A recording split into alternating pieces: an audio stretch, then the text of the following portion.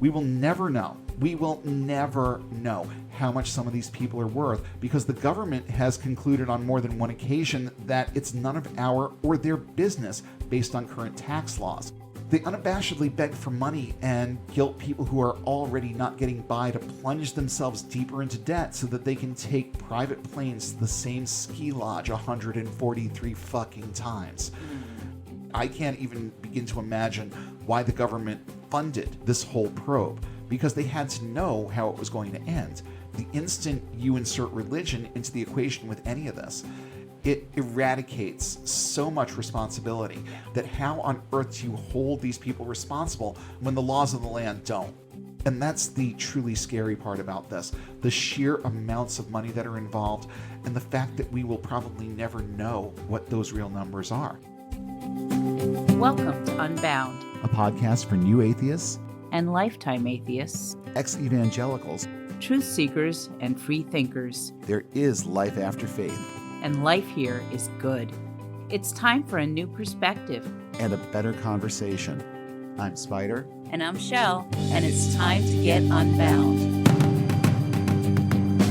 I have to wonder precisely how much money is there in Texas. Jesus fucking Christ, these televangelist bank accounts are bottomless pits. And some of the key players are in Texas. A few of them are in Texas. And throughout the South, too. I mean, Georgia, Florida. Yeah. But, man, there's a lot to be said for just the amount of money that televangelists manage to grift off of people every year. It just, it seems like it's so much. And where in the world does it come from? Where do televangelists get their money? And what do they do with it when they get it? Well, we're going to be looking at these questions tonight and more. Oh, dear Lord, there's more. I'm Spider.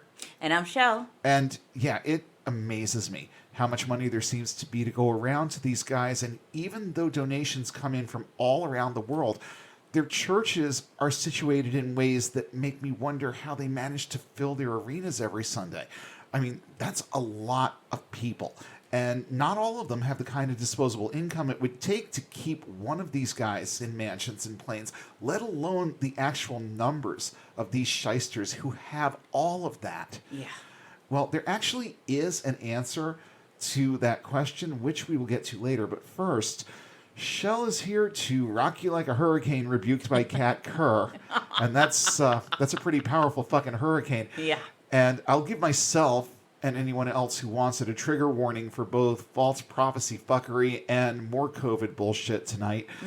You may find it entertaining. Me, I'm just looking for a wall to bang my head against just thinking about what we're about to talk about here. For good or for bad, Shell, what have you got for us tonight? Well, guess who's back in CBB News today? You mentioned her. It's our... I already spoiled it. I know. It's our favorite charlatan prophetess, Cat Kerr. Maybe she's your favorite. I say that every single time. I find her kind of amusing, but at the same time, I find her terrifying. Yeah, so that's a good way to describe her. Yeah. As it turns out, she doesn't just make up shit about heaven to entertain and amuse. She also likes to take authority over hurricanes. Mm-hmm. Oh, yeah. But, I mean, she's got her example, doesn't she? Oh, yeah. Jesus calming the storm. Mm-hmm. Didn't he say we would do even greater things than these? That was just a little storm. Right. Is there any reason why someone like Cat Kerr wouldn't be able to calm a hurricane? Oh, that's right. The Bible is a work of fiction. That's real. Yeah, that's the problem. Okay. Well, you can imagine her track record, but you don't have to because the friendly atheist has done the work for you. In 2018, she said Hurricane Lane, a Category 4 storm that thankfully weakened before it hit Hawaii, wasn't harmful because her prayers shredded the storm. Shredded the storm. Shredded. Very metal. That's so metal. That year, she also said she took authority over Hurricane Florence, which ended up being extremely destructive. Yep. I guess I'm not laughing at the destruction. I'm laughing at the absurdity of her claim. Yes. And just the pure arrogance. I don't want to offend anyone by laughing at that because, I mean, people lost property, they lost loved ones, they lost a lot. It's just the sheer idiocy Yeah. of that kind of a claim, knowing full well, now she had to know full well that there was no way she was going to be able to have any kind of quote-unquote authority over this thing, or any of the other ones that she's claimed authority over. Right. In 2019, she said she crushed Hurricane Dorian with her prayers, even though the storm killed over 80 people and caused billions of dollars worth of damage. Oh, she crushed it, all right. Yeah. And last year, she promised there would be no destruction in any way from Hurricanes Laura and Marco, even though Laura caused dozens of deaths and nearly $20 billion in damages. Well, in televangelist terms, that's not a lot. Cat Care doesn't have a good track record on predicting the weather, is my point. Well, neither does your average meteorologist, No. but that doesn't stop them.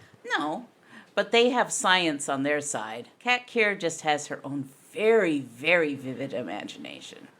Well, yeah, she has a very vivid imagination, Yes. that's for sure. And with Hurricane Ida, she said that she and her weather warriors were going to take care of this and claimed that there would be no tolerating any destruction or death. You And tell those people to unfucking die right now. we I command... wonder if she would have tried. Yeah. Well, here's her prayer. We command the storm to be downgraded in Jesus' name because we have authority over it. We are over the weather, not under the weather. And we tell Ida, you will not become anything. You may bring refreshing rain, but no severe flooding, no storm damage, no tornadoes, no death or dying. You will not keep going and bring death and destruction. You can only go to the dry areas and bring rain that will nourish the earth. So in Jesus' name, we have dealt with Ida. Well, when she said this, it was a Category 1 storm. It finished as a Category 4 storm, caused power outages for 500,000 people, and at least one death. Yeah, you know what? Maybe she should just, I don't know, Leave the weather well enough alone? leave the weather alone. Don't keep making these predictions. not You're taunt the only weather. making them worse. You know, Yeah. maybe there is a god behind this. Maybe his name is Loki. I'll show you something, bitch. And this just strikes me as the sort of thing he would do. Yep. It's like, I don't like the God that you're praying to about this. Fuck you, I'm going to make it worse. Yeah, right. You know, that sounds just like the type of thing that he would do. But we're going to get away from the theistic end of this because we don't like giving any God the spotlight on this show. No. But we do actually have another story for you. Yes, and we do. again, COVID stupidity warning, people, brace yourselves. It's nothing that you haven't heard before. Right. It's Because just- these idiots do this all the time. It's just they keep changing the words around. Yeah. And it's more rage inducing as time goes by, especially when I think about the people that I know who are currently dealing with this, Right. who have had it and who are caring for people who have it. And some are starting to grow more callous toward the people who have it because the people who have it are also largely anti-vaxxers Yeah. and deniers and anti-maskers.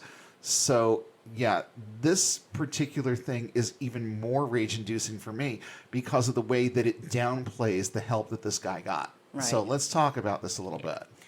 Okay, well, Christian evangelist Mario Murillo has spent the last 2 years or so downplaying the effects of COVID, so as you can guess, the hammer of narrative causality slapped him with a case of COVID last month. He even had to go to the hospital. But apparently, once he went to the hospital, the COVID just went away. Amazing. Amazing. You're in an environment where you're getting help and treatment and it goes away. Who'd have thunk it?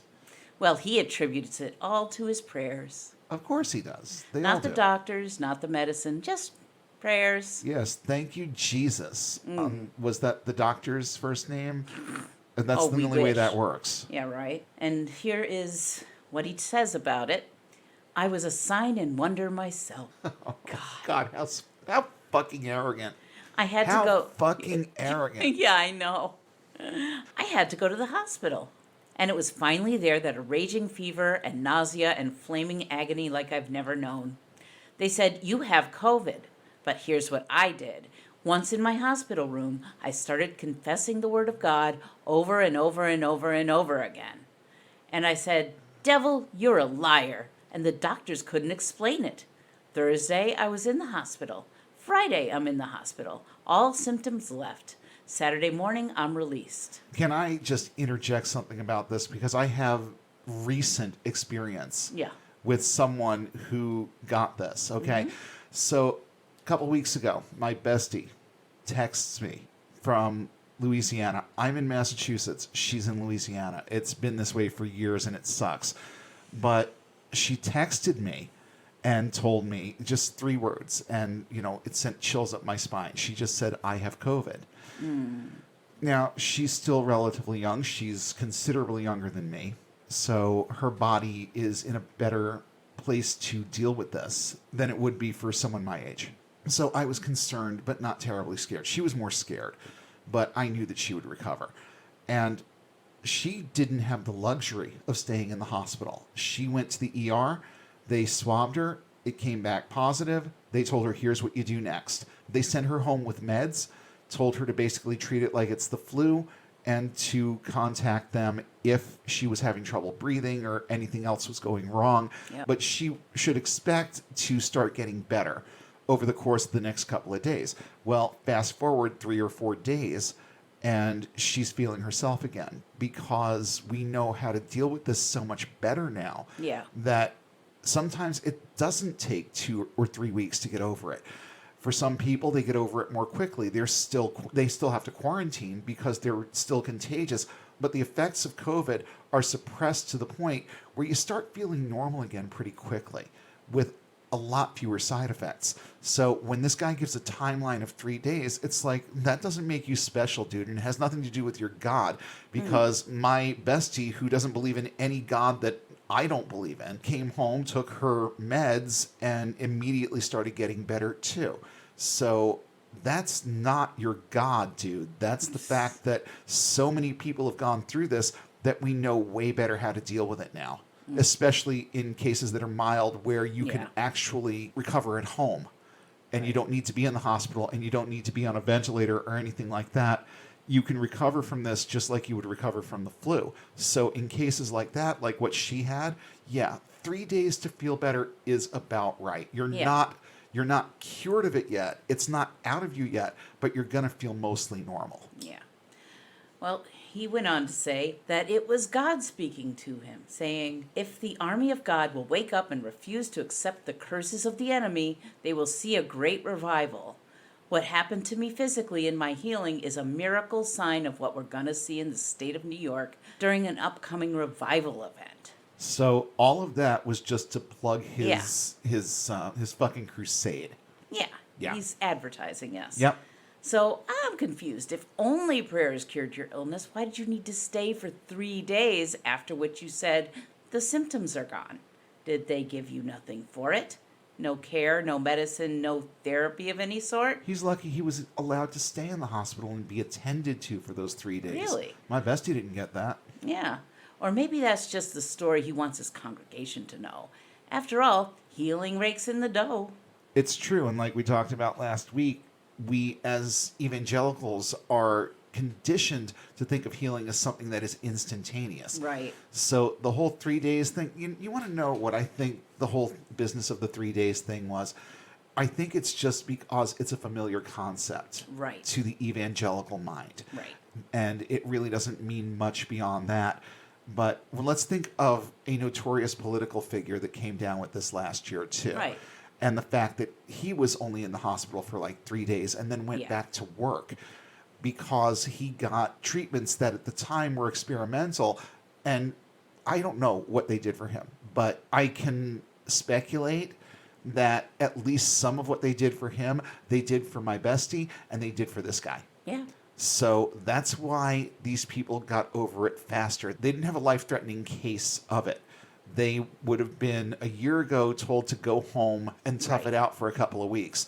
Now they have meds that allow you to tough it out for a couple of days. Right. That's the reality. That is what happened. It had nothing to do with your God or anything else. It was just a good story to drum up interest in your crusade. Yeah. Well, good for you. You got the attention that you wanted.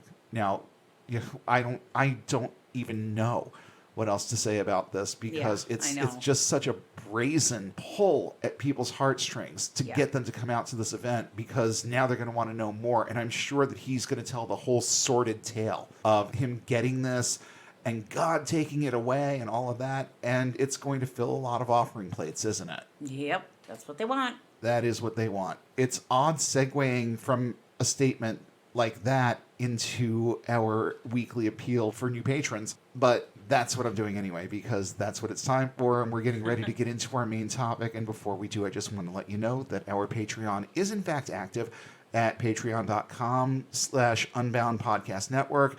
$5 a month is the base rate for donations, and that comes out to just over $1 an episode. It's a good investment, especially when you consider the sheer number of people who are out there who are still prone to listen to messaging like this and take it seriously. And they need that point counterpoint. There are a lot of people out there who send a lot of money to televangelists, and they need to understand what good it's doing them versus what it's doing for the people that they're sending the money to. It's not going into any kind of humanitarian cause, and people need to understand that. But you know what? I don't have Kenneth Copeland's charisma. I can't get 1 billion people to send me $300 each. I can just make this little appeal and say, you know what? We're the ones providing the point counterpoint here. It's important. Help us keep doing it. And if you can't help with your dollars, then help with your likes, your shares, your 5-star ratings, your reviews, all of the things that help podcasts grow. And once again, tell someone new about us this week. It will help tremendously, not just us, but them, because you'll be putting them in front of something that's going to help them get and stay unbound. And that is the single most important part of this. We run this show without ads. We do what we do because we want the messaging to get out there, and we want to get it out there in an uninterrupted way so that it has the impact that it needs to have on the person listening. So if you know of anyone who can benefit from what we do with this show, then tell them about us this week and let them have the same experience and opportunity that you've had to start thinking differently about some of this shit that's been shoved in their heads there, for some of them for their entire lives. I'm going to leave it there, and we're going to jump right into our main topic for this episode. So before we get into the meat of this topic, I want to revisit a concept that I've brought up repeatedly in the past. The idea that it's not the individuals who are to blame for most evangelical fuckery, but the system that created them.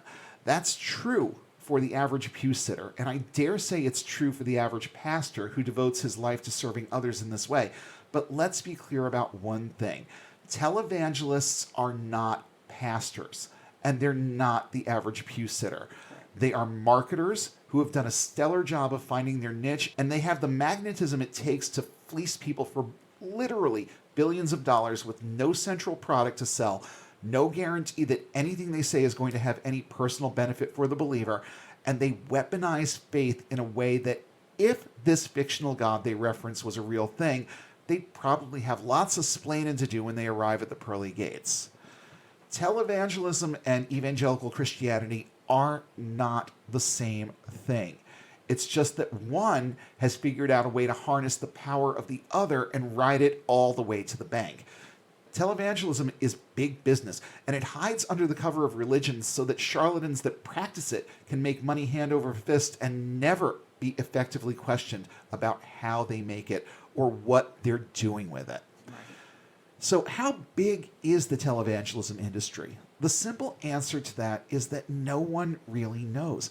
In our episode on Christian charities, we brought up the fact that U.S. tax laws make it easy for religious organizations to hide their tracts because they don't have to account for the money that comes in like a secular charity would. For all intents and purposes, televangelists are protected by their religious affiliations, and as long as they can keep up the appearance of being the head of some kind of church or religious body, they never have to account for a single penny they receive, and many don't even pay income taxes because technically they aren't on any payroll. Right. So when you consider how easy it is to shelter all that cash, it's no wonder that the vast majority of televangelists operate in the United States. I mean, the numbers outside the U.S. are so tiny they aren't even worth factoring in, but guess what? The ones who operate in other countries target viewers in the U.S., And many barely even have to purchase airtime in this age of live streaming, PayPal, Cash App, and Patreon, all of which deal internationally with collecting and dispersing funds. Many, however, are okay with the overhead involved in things like buying airtime on a lot of stations, spending millions on huge buildings, and having a massive staff of largely minimum wagers to deal with everything from returning texts and emails to snail mailing prayer cloths all over the place. Now, around 1987, it sure did look like the jig was up. A number of sex and financial scandals bored their way into the televangelism industry in America, and it shined the spotlight on a few of the more vile offenders out there. First, there was Jim Bakker and Jessica Hahn, and that whole debacle. Right. And, I mean, Jim, he learns his lessons the hard way. Yeah. He really does, because there was more with him later on. But in this little 2-year period, it was about him and Jessica Hahn. Then there was Jimmy Swaggart and his love for prostitutes. And yes, that's plural, because after that whole I have sinned against you bullshit, he was caught again about 3 years later. Wow. Then there was Benny Hinn, who went through his own financial probe in the 80s. A lot of news outlets were looking at him and had him in their crosshairs. And unfortunately, that made him good at dealing with it. So we're going to get to that a little bit later, too. Larry Lee was one, I could see his face in my head, and I just could not remember his name. It took me a while to track him down again. Right. But he was the subject of a financial probe by Primetime Live Right. back in the day. I had pretty much forgotten about that show. Yeah. But I watched it, pardon the term, religiously back in the day. And even in the midst of all of this, even as an evangelical in Bible college at the time, I was very interested in this because, like I said at the beginning, these people are not representative of evangelical religion. They just know how to talk to evangelicals. That's a huge difference because very, very little of what these people have to say has anything to do with what's in the Bible. It's just a lot of ear tickling, and that's it. But my personal favorite, and by that I mean the one that pissed me off the most back in the day, was Oral Roberts and his whole God will kill me if you don't send me money platform. This was back in 87 as well, I believe, and he got on TV and told people that he needed to raise $8 million by the end of March or God will, quote, call me home. So all of these things, and there were more. There were more preachers and televangelists back in the day that found themselves in the crosshairs over this. And it really did look like they were going to go down. It looked like it was the end of it, but not quite, and not by a long shot. No. And all of this came to light in shy of 2 years, less than 2 years. And yet no charges were ever brought against most of them because of the imbecilic way our laws are written to shelter church organizations from minor irritations like, paying taxes. Really? Jim Bakker was a little more brazen than most. In 1989, he was sentenced to 45 years in prison under federal charges that the funding for his Heritage USA theme park and resort had been acquired by defrauding their viewers and donors. But we talk about Jim Bakker every other week on this show. Right. That's because the sentence was later reduced to 8 years, and he was released in 1994. What did he learn from his actions, having to go to prison for however many years it was? It looks like about 5 years that he actually spent in prison. What did he learn? He learned zip. Yeah. And it's obvious. Yeah. The next question, I guess, would be why they establish churches and don't just take to YouTube and spare themselves the overhead. Well, there are a few reasons for this. For starters, when you have a church, it lends a lot of credibility. And it also establishes that there is a functional ministry that is going on there. People come in and out every week. They have not just services, but programs galore, just like any evangelical, mostly Pentecostal church is going to have. Well, I shouldn't say mostly Pentecostal, evangelical, because I know that I knew a bunch of Baptist churches that also had a lot of things going on to make sure that you just stayed in church like perpetually too. So I won't pick on the Pentecostals that bad. So you see this, and you see significant numbers of people coming and going. These churches have a lot of adherents, so this guy must be doing something right. And honestly, what performer, and that's what these people are. Right. They're performers. What performer doesn't like the idea of having his or her own stage? These guys would not be satisfied sitting at their dining room table with microphones. No, they need to be seen. They need to be well groomed, well dressed. They need to be well lit, and they need to be able to show people that they have this pompous authority.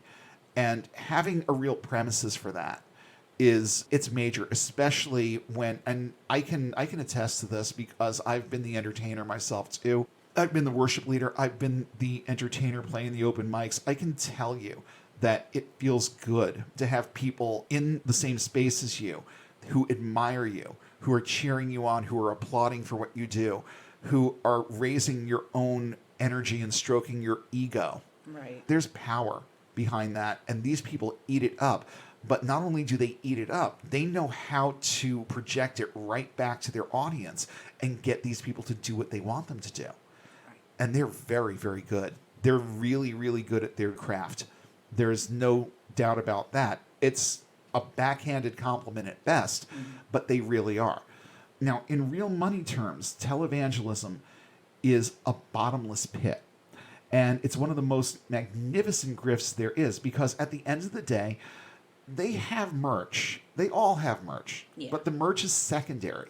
They're selling a concept, literally with no product. Right. Sales of merch are contingent on the buyer already being on board with the concept or concepts that the televangelists are selling.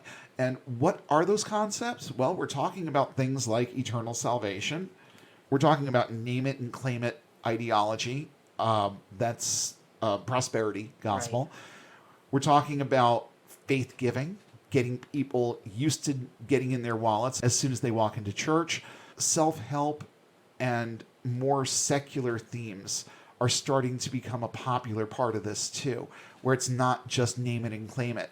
It's not just you can have that Ferrari. It's that you can be well in your body and you can do this and that and blah, blah, blah. When you look at all of these bullet points, they point to the same thing. They're all members of this beloved word faith, aka prosperity gospel movement. And like everyone in this Christian mafia, because that's what it is, the key players in our discussion this time are the only ones prospering. And that's the way it works. And this whole thing, I'm thinking about televangelists and the way that they present their messaging. It kind of reminds me of MLM. You walk into this big arena, and then you are given things that they want to train your brain over. They want to train you to think in a certain way. We're going to convince you that we have the most direct roadmap to the things that you want in your life, the possessions that you want, the things you want to be able to do, your health, your happiness, your marriage. We have the roadmap to success with all of this. And then we're going to get you to open your wallets. We're going to get you to buy these books and CDs and DVDs. And when you start using these support materials, they're going to help you get closer to your goals. And yes, many televangelists still use antiquated media like that because a physical product, they know this very well, a physical product will always have a value added advantage. So if they have something that they can place in your hand as opposed to trusting you to click through to a digital file, they're going to do it. They're going to spend the extra buck or two that it takes to make that CD and send it to you because you are going to be more prone to listen to it and get indoctrinated further. And I hate to say it, but most evangelicals out there are at least 10 years behind the times when it comes to things like technology. So a lot of them still have CD players and DVD players and all of these things that a lot of us have kind of moved on from. I still have DVDs, but there's a lot of antiquated tech out there that still makes the rounds out of these ministries just so that they can have something tangible to put in your hand because you're more prone to use it if they do it that way. And I don't know about you, but I personally have to muster up the courage to ask a stranger at the breakfast counter to pass me the salt. I have never once approached a stranger and asked them for money.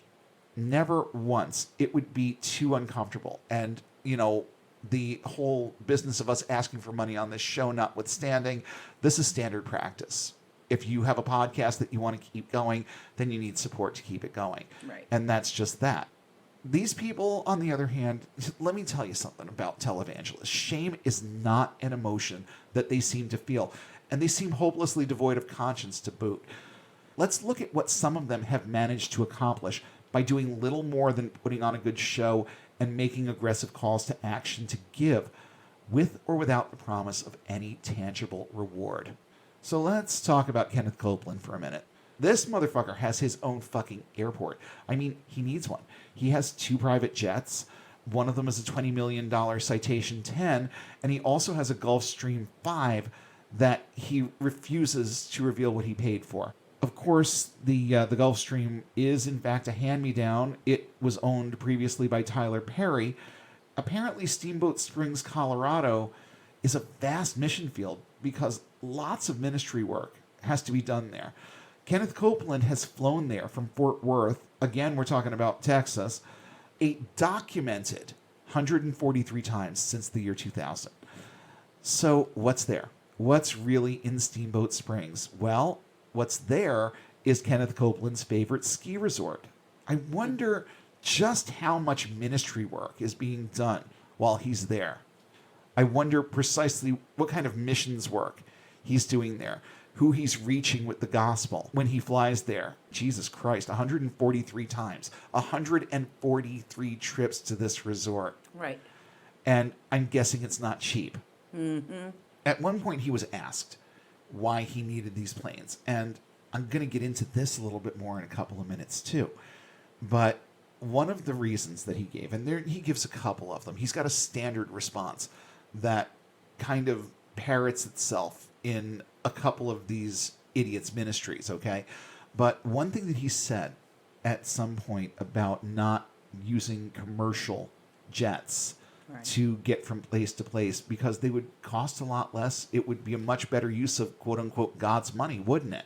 But he won't, because he describes planes as tubes full of demons. Who are the demons? Good question. Well, I would assume that it's the other passengers Really? on that plane. And he looks at himself as being so high above anyone else that would be on that plane that he doesn't feel like he can even occupy space with them. And whether he wants to admit saying it or not, he absolutely said it. And he has denied saying that, or at least he said, no, that's not what I meant. But bullshit, that's precisely what he meant. Now, many of the comments that I'm going to make going forward are from various pages on a site called inplainsight.org. And since I already mentioned him, let's keep talking about Kenneth Copeland for just a few. Quick caveat here. This is, in fact, a theist source. But again, even other evangelicals can't get behind this mongrelization of their faith. They can't get behind Kenneth Copeland or any of his cohorts.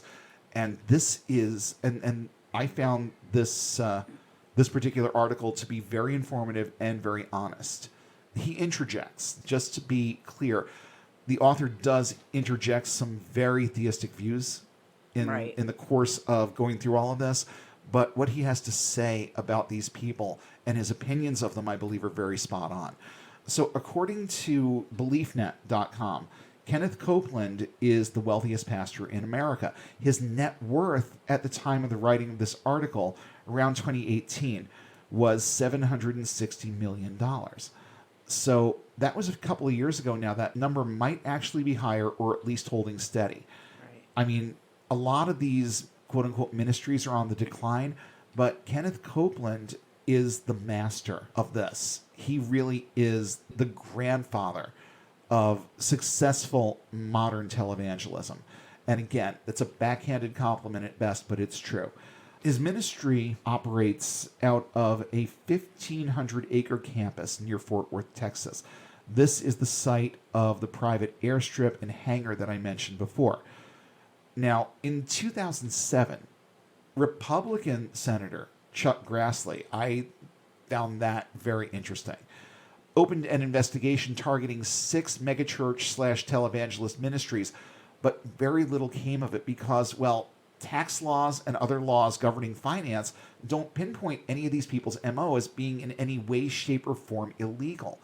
It sucks, but I feel like I could have told him that and saved the American public the expense of the investigation. I also have my suspicions about why a Republican would launch this kind of investigation.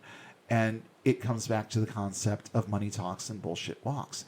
How much more money would be channeled into the federal government if the federal government could figure out how to get their hands on it? Not all Republicans are in bed with evangelicals, and even if they were, let's say it again, these people are not evangelicals.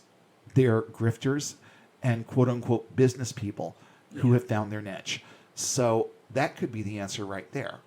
A Republican senator might want them in his crosshairs because he disagrees with them every bit as much as the person sitting next to him in church on Sunday. So there is that. But these were the ministers at the foundation of the investigation. Let's call them the Grassley Six. And with all due respect, this guy had loads more to choose from. Yeah. But he zeroed in on these people. Kenneth and Gloria Copeland were one investigation. Then there was Creflo and Taffy Dollar, Randy and Paula White, Bishop Eddie Long, Joyce Meyer, and Benny Hinn, who was no stranger to financial probes by then. In the end, none of them were charged with anything.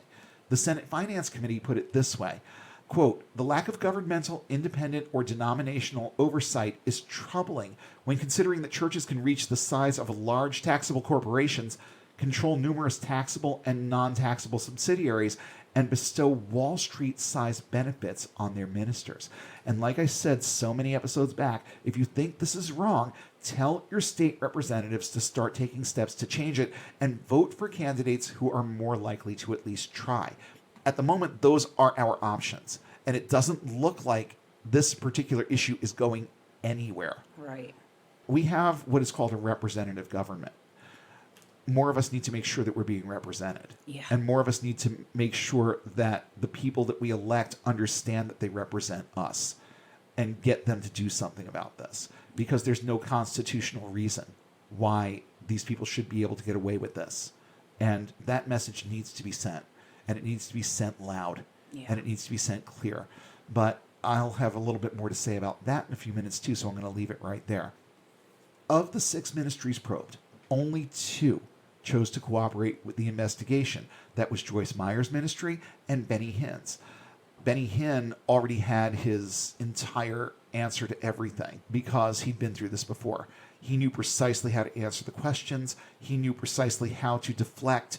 He knew exactly how to quote-unquote cooperate. So, of course, none of them suffered any real consequences. Now, the other 4, showed considerable resistance, which only forced investigators to do their own digging. The information was out there, it just wasn't handed to them.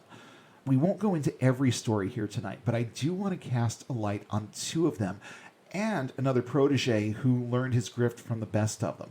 I'm talking specifically about Copeland, Creflo Dollar, and Jesse Duplantis.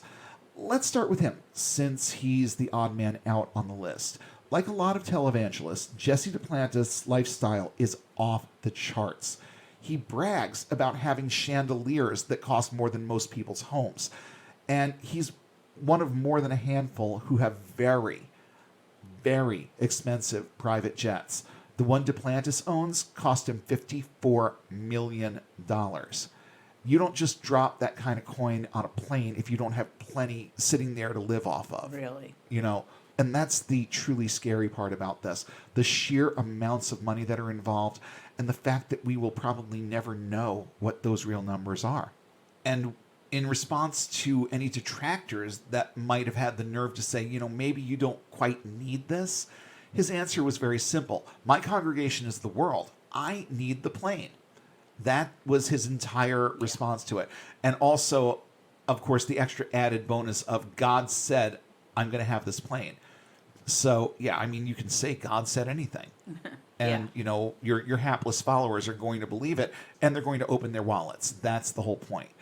So he needs the plane. Why? To fly home, evidently, because that's mostly what he does. And also, there were 16 trips to his favorite mission field, Hawaii. All of this is according to a piece that aired on Inside Edition a few years ago. And let me tell you, they all love to use the same basic line when it comes to why they need something like this. Duplantis used it, Creflo Dollar has used it, and even Kenneth Copeland has used the same basic excuse for why they need the planes. Yeah. I'm going to get into the parallel in just a couple of minutes. But for right now, let's just talk about real dollars. Let's talk about a flight from Fort Worth, Texas to New Orleans. That is about an hour long.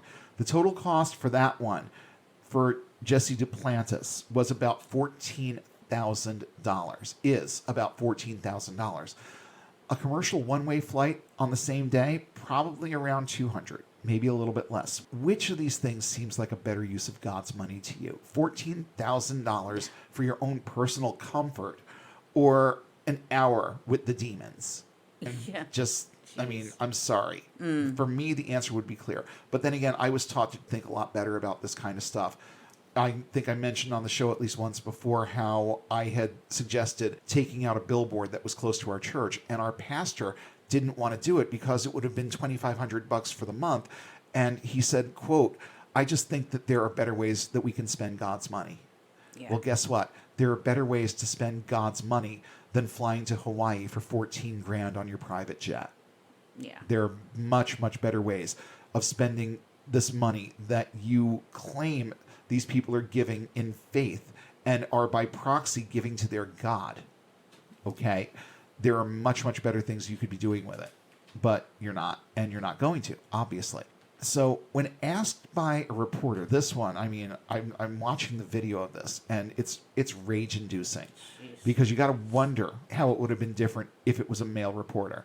But when asked by a reporter from Inside Edition why he needs a $54 million airplane, two of Duplantis' thugs physically dragged her away from his table at a book signing event. These people have no shame, and they seriously think that it's okay to manhandle women like that. I would have loved to see those guys try and do the same thing to a man. Oh, yeah. Or if she had had any kind of security detail along with her.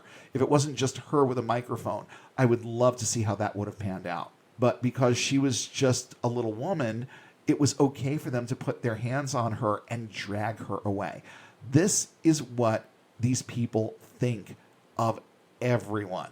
If anyone had walked up to that table and said something that he didn't like, they would have gotten the same treatment.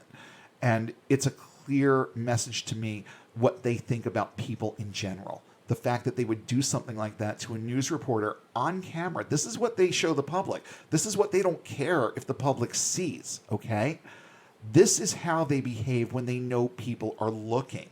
Imagine what's going on in those heads of theirs. Imagine just the sheer levels of hate and contempt that they have for people, that they would force this grift on them and tell them that they love them as they take their mortgage payments.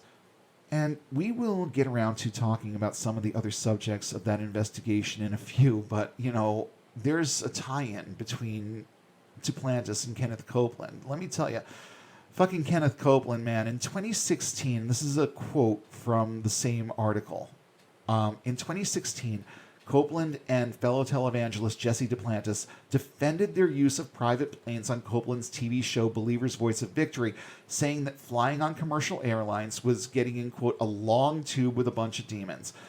And in January of 2018, the Kansas City Star reported that Kenneth Copeland Ministries paid cash for a Gulfstream 5 private jet that they bought from actor and filmmaker Tyler Perry. This private jet that seats 14 is reputed to be one of the highest performance jets in the world, owned by celebrities including Jim Carrey and John Travolta. Billionaire Mark Cuban is said to have bought one in 1999. So it's not the same plane changing hands between all these celebrities. It's just that it's a popular plane among people who make Jim Carrey, John Travolta, and Mark Cuban money. So keep that in mind.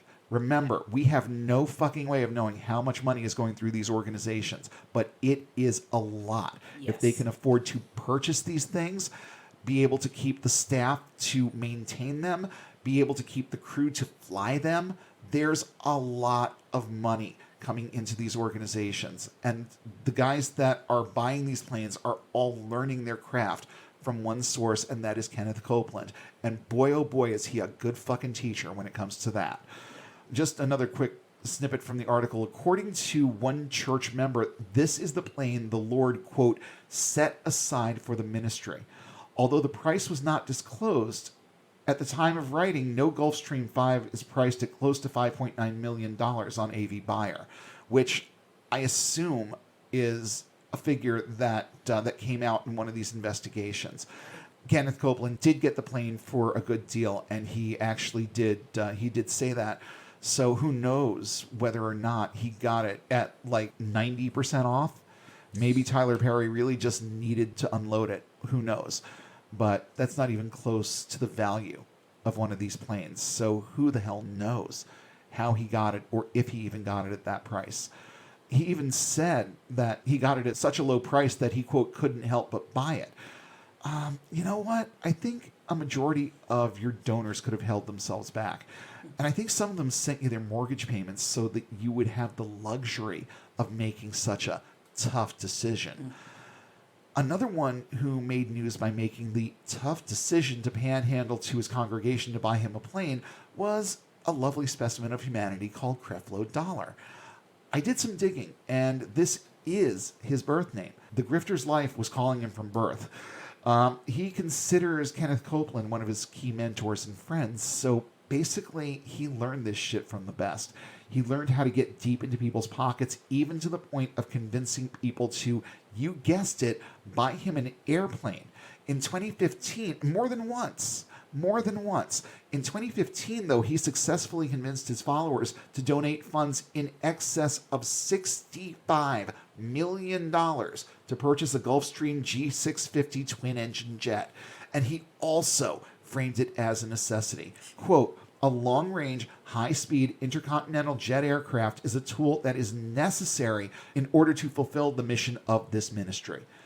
Compare that with Copeland's claim that I couldn't do 65% of what I do without my planes, and Jesse Duplantis' statement that my congregation is the world, so a way to travel the world is necessary, even if your world is small enough to include just Texas and Hawaii. Such similar explanations, and yet no one wants to come up with a more compelling argument for flying commercial than that commercial planes are tubes full of demons. No, they're just full of regular people you don't want to show your faces in front of for a number of reasons. The ones that I just mentioned, but also I think it's that they just might get their asses handed to them, verbally or otherwise. You're someone's captive audience for 2, 3, 5 hours or more, and they just utterly despise you. You know, is it going to be a comfortable experience whether they say word one to you or not? Of course it isn't. Being around people that they know are smarter than them and are wise to their game, that's not a comfortable thing at all. But a lot of people know who these guys are. And the televangelists who need these $65 million planes know that it's a far better plan to only put themselves in front of people who agree with and admire them. And if that's not you, be prepared to be physically carried out of their presence. I mean, they don't mind the public seeing that, evidently. These three guys, Kenneth Copeland, Jesse Duplantis, and Creflo Dollar, all use the same grift to acquire airplanes via private donations. And there's a reason for that. Copeland is friends with both of them. And there is literally no one better at this particular grift in the United States than him. I hate even giving this piece of shit a backhanded compliment, but there you have it. Again, he's the smartest and the most savvy when it comes to his target market, and he has proven his ability to duplicate his own successes in others more than once. Yeah. I think it's a shame that this is how he chooses to do it because, I mean, imagine a world, just for a minute here, a world with a moral, philanthropic Kenneth Copeland, a version of himself that offered legit marketing and financial advice that got these kinds of results and helped change people's lives for the better instead of coming up with compelling ways to get people to hand over their mortgage payments and grocery money with no guarantee or even hope of return on investment. But let's go back to Creflo Dollar just for a minute. And it's another a little bit of a quote from the same article. The ministry's income is unavailable. There's a fucking surprise. That wasn't in the article. But newspaper accounts say the ministry paid $18 million in cash for for his new 8,000-seat World Changers Church International on the southern edge of Atlanta. That's fairly small Yeah. for a guy who could rake in 65 mil. He flies to speaking engagements across the nation and Europe in a $5 million private jet. This was a while ago. Yeah. This was his first plane. And drives a black Rolls Royce. Yeah, because you need that too. A Rolls Royce. What's the excuse for the Rolls Royce? Why do you need that? It's going to drive on the same roads as my Civic does. Why do you need it? Yeah. Dollar's ministry became a focus of a court case involving boxer Evander Holyfield in 1999. The lawyer for Holyfield's ex-wife estimated that the fighter gave Dollar's ministry $7 million. Dollar refused to testify in the case. Additionally, in 2005, the couple bought a home in Manhattan for $2.5 million that they turned around and sold 6 years later for $3.75 million. And it's also worth noting that Dollar was the least cooperative of the 6 ministers targeted in the investigation. This forced the committee to, quote, piece together a puzzle about his finances through public documents, third parties, and news reports. The probe revealed that in 2006, World Changers Ministries, Creflo's ministry, had received an estimated $69 million in contributions at its Atlanta church alone. That's just tithes and offerings. They found that the Dollars also owned 2 multi-million-dollar homes in Georgia and that his ministry entities had owned 4 aircraft that were utilized primarily for personal use. Not the work of the ministry, not spreading the gospel, not being able to have a global congregation for personal use. Now, I do want to give dishonorable mention to a few others. We'll leave Joyce Meyer and Paula White alone for this round, not because they're women, but just because they're the least successful and least worrisome. They don't have the same magnetism and largely come across as garden variety, batshit, and unworthy of the attention that they get anyway.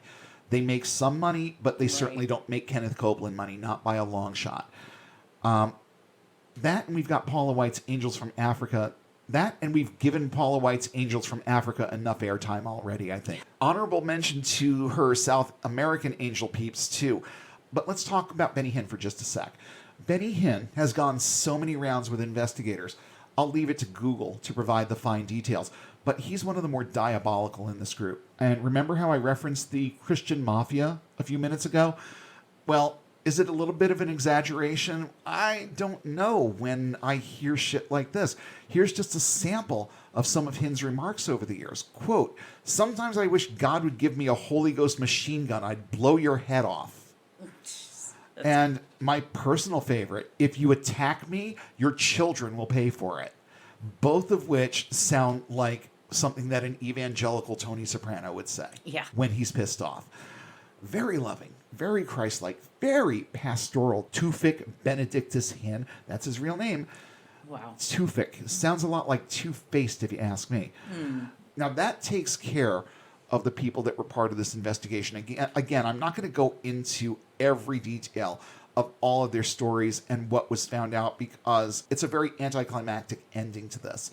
Basically, none of these people got into any trouble whatsoever because of the way our stupid laws are written. So even when it started, I can't even begin to imagine why the government funded this whole probe because they had to know how it was going to end. The instant you insert religion into the equation with any of this, it eradicates so much responsibility that how on earth do you hold these people responsible when the laws of the land don't? How do you hold them responsible? It's very, very difficult. And as we found out, 0 for 6, it's nigh unto impossible with these people. But I want to round this discussion out by talking about one more shyster preacher and one of the worst organizations I've ever had personal dealings with.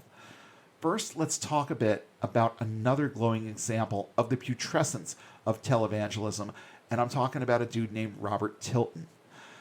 Let's be clear, this guy is not, nor has he ever been a Christian. There is well-documented evidence, including video evidence, of him lampooning faith healers. This guy is nothing more than a charlatan with a good business plan. And that describes all of them. But man, this guy's good at his craft, too. And he has had decades and decades of success by just repeating the same shell games and parlor tricks over and over and over again, and the same catchphrases over and over and over again. But let me tell you, he's good at what he does, because I can remember listening to him pretty intently when I was younger. Now, I had been taught not to take him seriously, but he was also very easy to listen to. Yeah. And you could get immersed in what he was saying. You could really, really find yourself immersed in his words. John Oliver did a wonderful expose of Tilton on his show Last Week Tonight that is readily available on YouTube. So again, not going to spend a lot of time on this guy, but John Oliver does an impeccable job of breaking down what Tilton does, and it goes way beyond the common grift. He has learned how to use tangibles to bolster people's confidence in him. He sends tons of useless trinkets, fake religious artifacts, talismans, even small amounts of money. That's right. He sends small amounts of money, things like nickels and sometimes dollar bills, that he expects to get back with tons of interest. And he does this to keep people in the game, and it works. And in that episode, John Oliver goes through a number of correspondences that he has with this guy. It's really, really interesting to watch. I'm just not going to take the time, nor do I want to steal his thunder. He did an amazing job with this, so I'm just going to refer you to that. Hop on YouTube, John Oliver, Televangelists. It's going to be the first thing that pops up. But at the end of the day, the thing about Robert Tilton is that he is, in fact, a complete fake. And I could do a fucking series on him and all the shit that he's pulled over the years if I had the notion to give him that much of a spotlight. But I don't, at least not for now. So let's move on. Lastly, I want to talk about an organization called TBN and its founders, Paul and Jan Crouch. While it's not in my nature to revel in anyone's death, I'm nonetheless pleased to report that both of these yahoos have taken leave of our universe, at least in a conscious, active, and potentially influential way. Paul died in 2013, and Jan died about 3 years later in 2016. I bring them up because this organization was and is a TV network dedicated to word faith grifters and has been providing them a platform literally for decades. They started out in 1973, and by the mid-1980s, they were saturating an international market with word faith bullshit. And here's a little something from their Wikipedia entry. TBN owns and operates 6 broadcast networks, each reaching separate demographics. In addition to the main TBN network, TBN owns Hillsong Channel, seriously, wow. Smile and Lance, I guess that's how you pronounce it, TBN Salsa, just add a little racism to your Spanish channel there, and Positive, or however the fuck you want to pronounce it. I don't even care. It also owns several other religious networks outside the United States, including international versions of its 5 U.S. networks. Matt Crouch, a complete dick, and I'll get into that in a minute, is currently TBN's president and head of operations.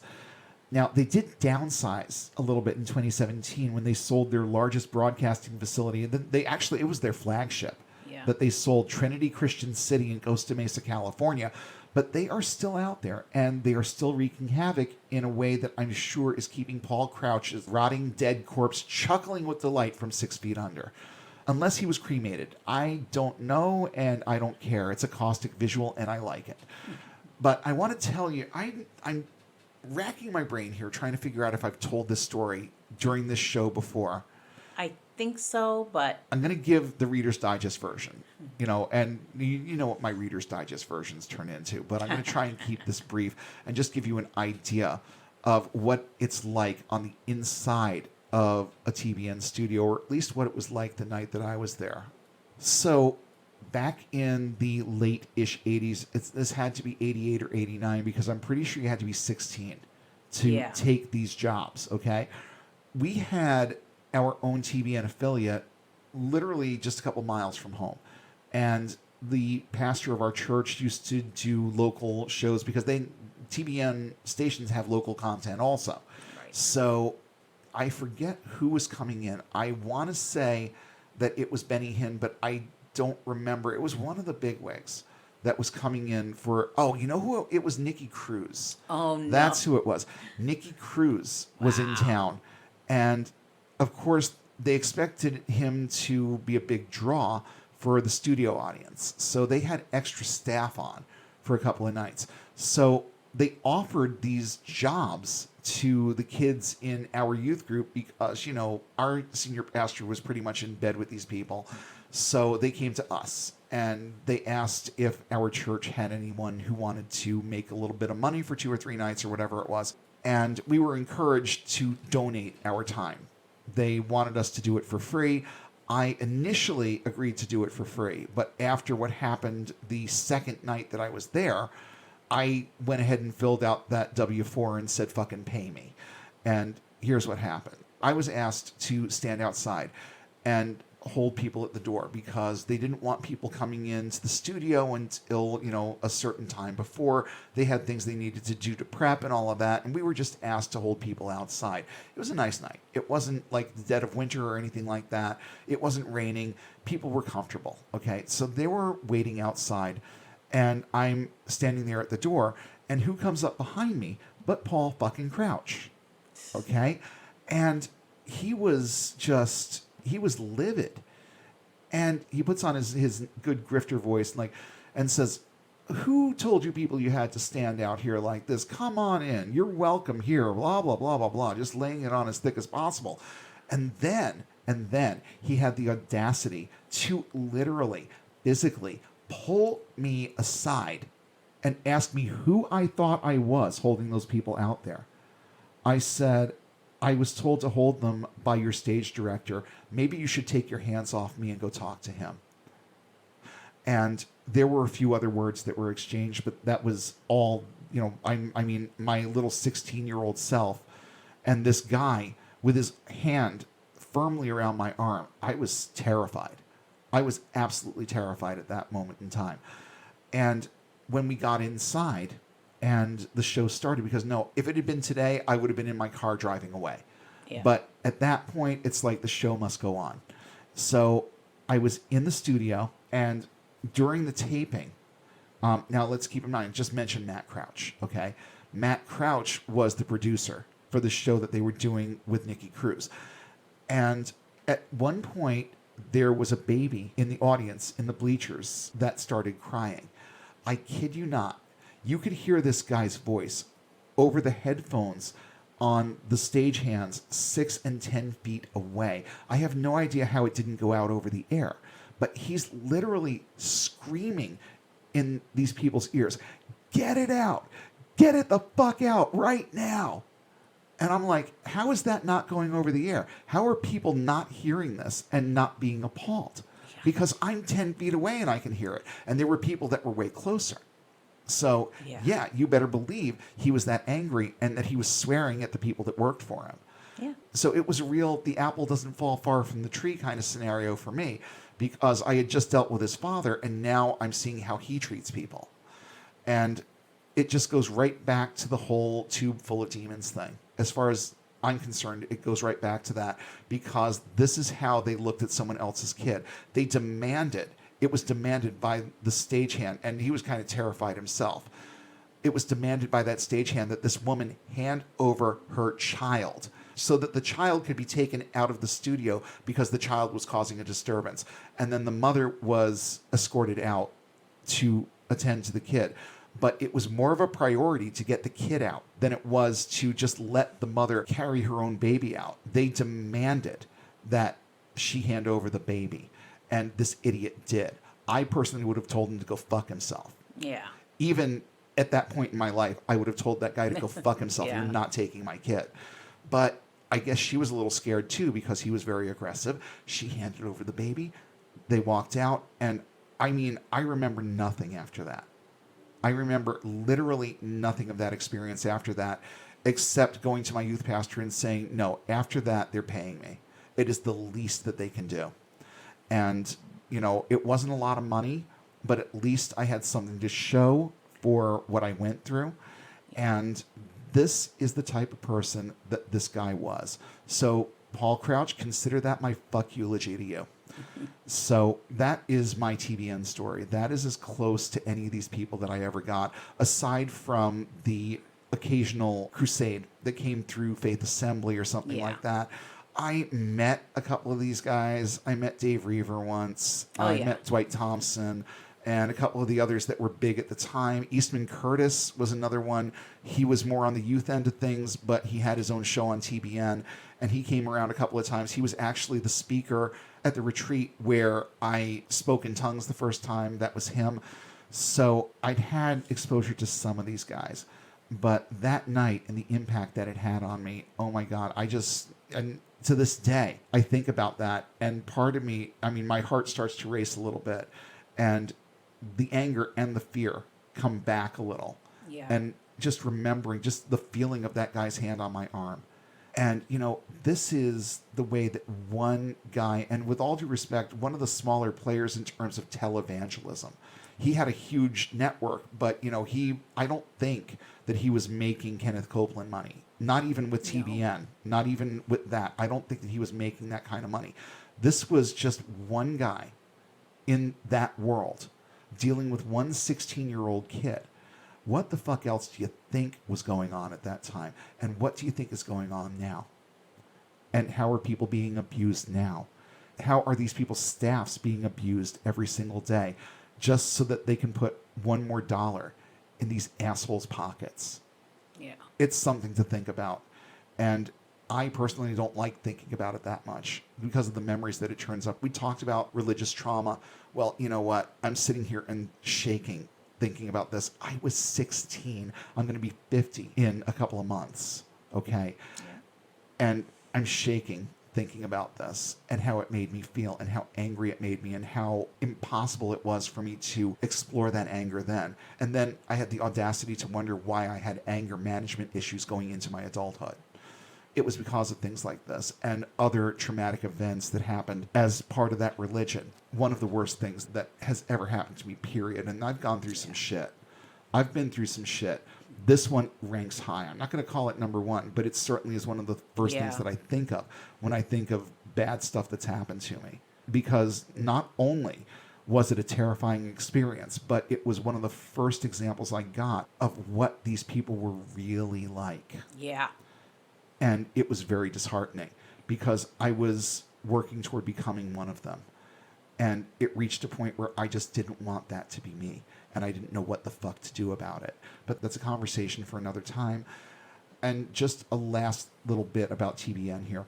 TBN was also really good at getting and maintaining donors. And, you know, I talked about Robert Tilton and his methods. And, you know, you send me something, I send you something, that kind of thing. Well, TBN was kind of masterful at this too. They actually offered a tangible return on your donation, usually in the form of some kind of cheap trinket that they would send you in exchange for your quote-unquote love gift in any amount. So, I mean, if you sent them $1, they'd send you their shit. At least that was what they claimed. You know, they said any amount, but I wasn't there in anyone else's mailboxes. I know what my grandmother was sending them, and I know that she got their stuff all the time. She got every useless piece of shit they had to offer from the mid to late 80s forward, and some of it was embarrassingly gaudy. And another thing that really pisses me off about that is that she continued to support them after that happened to me. Yeah. And, you know, really. I have come to grips with a lot of the things that even my immediate family did back then. And my grandmother, you know, I believe wholeheartedly that she loved everyone in her life with all of her heart, mind, and strength. But she also went out of her way to fuck us up in many, many, many, many ways. And I don't think that it was intentioned, but she never learned from the way that I responded and reacted to things either, that this is just not the way that you should be dealing with any of this. And the simple fact that she kept sending them money after that happened to me was kind of rage-inducing. Yeah. But you see, at the same time, I also understand where it comes from because, you know, she was like any of the plethora of other people that are out there sending Creflo Dollar money for an airplane. The grift worked. It worked on her. And that was the bottom line. She was so caught up in what these people were doing that she didn't notice what it had done to me. And I'm sorry, that's all part of the plan. I don't completely blame her for that. Yeah. So to close things out, I just want to put a cap on a few of the comments that we've made. First, Keep in mind, televangelists fail to identify well with evangelicalism. Most evangelicals will steer clear of many of them, but plenty of the smaller players still manage to book speaking engagements and crusades at local churches. And yes, tent meetings and local church crusades are still a thing for word faithers who can't afford to build mega churches. Yeah. These people are marketers who have learned precisely how to target the average pew sitter, like my grandmother. They offer things that the local pastor won't in terms of promises of prosperity, healing, etc., based solely on things like faith giving. If you give us this amount of money, then God will do this for you. If you're struggling to pay your rent, send us your rent payment and watch as God multiplies it. It's just as nefarious as that. And I think that a lot of the people that are listening to this have heard these very claims before from some of these shysters. And, you know, I was going to say don't get me started, but I started over an hour ago. Now, you do get some of that shit from the local pulpit on an average Sunday, but it isn't inflated to the embarrassing caricature of evangelical doctrine that you see coming from televangelists and their messaging. And maybe one of these days, I'll do an entire episode on doctrine that comes out of word faith. Because there's some weird-ass shit. Creflo Dollar has some very, very odd ideas about who Jesus is. Ooh. Certainly not anything biblical. Yeah. There's a lot of really odd, weird, strange, and out there doctrine that comes out of this movement too that might be fun to explore at some point. Next, these people care nothing for the people that they fleece. Let's make sure we understand that. You get on a plane with Kenneth Copeland, you're a demon. You're inferior to him. That's why he doesn't want to fly with you. That, and what if you don't like him? They unabashedly beg for money and guilt people who are already not getting by to plunge themselves deeper into debt so that they can take private planes to the same ski lodge 143 fucking times. We will never know. We will never know how much some of these people are worth because the government has concluded on more than one occasion that it's none of our or their business based on current tax laws. Laws that change every single year, but somehow allow the parts of tax law that allow these dirtbags to do what they do to remain firmly in place and without contest. If our government is still one of the people, by the people, and for the people, then it's the people who need to change that. And I'm actually sitting here thinking about the fact that I didn't bring up Joel Osteen once. Well, his messaging, and the best way I can put this is that it's a little bit more secular than a lot of them. At least as secular as evangelical pseudo-doctrine can be. His message is broader and more inclusive than most. He doesn't present the rhetoric the same way as most. His approach to televangelism is unique. It's also more dangerous than the average because of how it hijacks things like psychology and self-help to get even deeper into people's pockets. Osteen targets a slightly higher earning, more intelligent segment than most, and I think what he does deserves more of a light shined on it. So, tune in next week. We're going to talk about Joel and why he does the things that he does. Once you know how the illusion works, you can't be hoodwinked. So come back and hear more on him next week. So with that to look forward to, just one final thought. Actually, I'm going to make it a two-parter. First, like I say about anything else, if you ever gave to these people, don't feel guilty. These people, they can be very, very charming. They speak with a lot of authority, and they have what they have because they're good at what they do. You know better now, and they've lost whatever you were sending them. And every penny that stays out of those organizations is one that takes these people one step further away from that new jet. And that's just all around good news. Secondly, if you have ever been hypnotized by the siren song of a televangelist or televangelists, you're also in good company. These people weaponize psychology to get deeper into your pockets, and their methods work for numerous reasons. This is why we need to change the structure of the law as it pertains to church organizations, so that if separation is what they want, they can have it, but they cannot keep luring the general public into their grift. There never was, nor is there now, any constitutional reason not to tax churches. Our government is responsible for these people's successes and their ability to hide behind a banner of faith. We all need to be active in politics and start getting loud about our desire to hold televangelists accountable for the damage that they do. It starts in the voting booth and extends to more proactive steps like staying in contact with elected officials about laws that allow the grift to continue. Lastly, we must continue to talk about these people and the damage they do. Attract attention to it. We need to do what we can to let people know who they're really supporting and why. It may not seem like much, but the right information in the right hands can and will lead a few people to decide not to send Kenneth Copeland their mortgage payment, and that decision could be their first step toward getting and staying unbound. We hope you enjoyed this episode of Unbound. Show topics are chosen based on their timeliness, relevance, and social impact. Have suggestions for future topics? Email us at unbound.podcast.network@gmail.com with all your comments and feedback. Please don't forget to like, share, and throw a few 5-star ratings our way, and follow us on all major social platforms. And don't forget to hit subscribe if you haven't already. Links to our social pages, as well as a full list of cited sources in today's episode, are listed in the show notes, available at our website, getunbound.org. That's get-unbound.org. If you value this resource and would like to see it continue, please consider supporting us on Patreon at the link in the show description. And be sure to check for new updates every Sunday when we'll come together again and take one more step toward getting and staying unbound.